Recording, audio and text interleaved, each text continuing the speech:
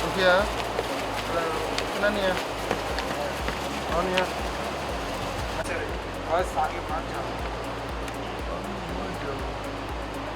क्या look here? Right in the game. The left. Wait. Hi everyone, thank you for being here. Today is an important day for me because after several years away from competitive cricket, I can finally speak about a pathway back to the sport that has been such a significant part of my life. I am preparing to return to women's cricket in Australia with the aim of pursuing elite cricket from March 2027. This has not been an automatic or an informal process. Cricket Australia has a framework designed to balance fairness, competitive integrity, and inclusion in women's sport, and my case has been considered through that framework.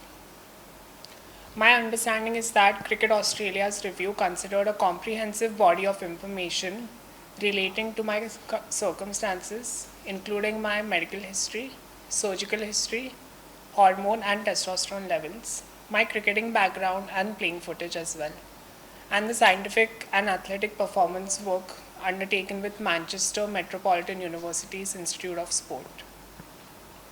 I appreciate the thoroughness of that process. For me, it was important that this was assessed through an established sporting framework rather than simply being a question of public opinion. I have also undergone gender-affirming surgery, and I no longer have testes, which means my previous primary source of testosterone is no longer present. My most recent blood test in July recorded total testosterone at 0.6 nanomoles. That is within the female reference range reported by the laboratory. My understanding from Cricket Australia's clearance is that my eligibility for elite women's cricket from March 2027 remains subject to the applicable policy requirements, including a blood test assessment at the same time.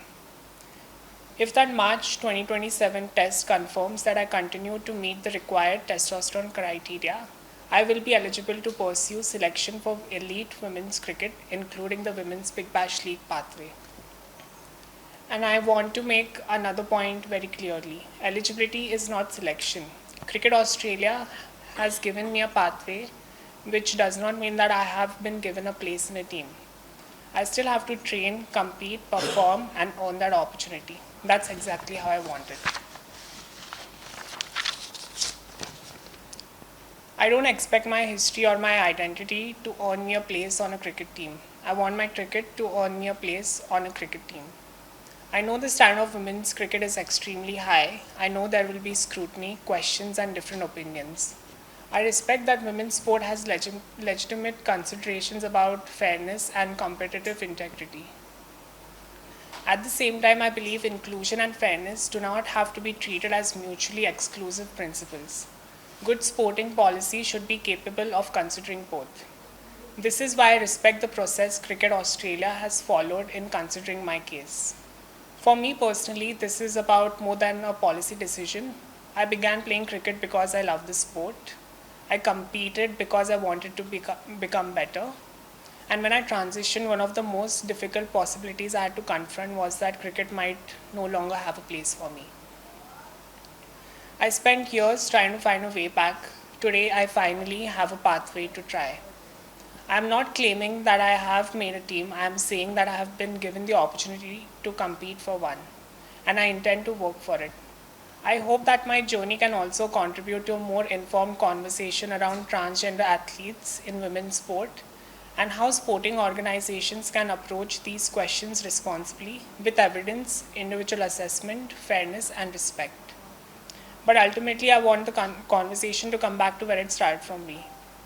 Cricket. I want to train again. I want to compete again. I want to walk back onto a cricket field again. I spent a long time believing that chapter of my life was over. Now I have the opportunity to write the next one. Thank you. Any questions? I've got this letter of proof with me right here from Cricket Australia. I'm going to read it for y'all. Dear Anaya, thank you for your nomination and the information provided in support of your eligibility application under Cricket Australia's inclusion of transgender and gender diverse players in elite cricket policy. In accordance with Cricket Australia's policy, an expert panel was conveyed comprised of Jackie Partridge, the CA of Head of Integrity, Emily Yates, Peter Roach, Dr. Peter Harcourt, and Dr. Pip Inge. Following consideration of your application, we confirm that subject to ongoing compliance with the policy, you will be eligible to participate in elite cricket from March 2027. Under Cricket Australia's policy, a player seeking to participate in the female category of elite cricket must establish that serum testosterone concentration has been below 10 nanomoles continuously for a period of no less than 12 months. Based on the medical information provided, this requirement will be satisfied in March 2027.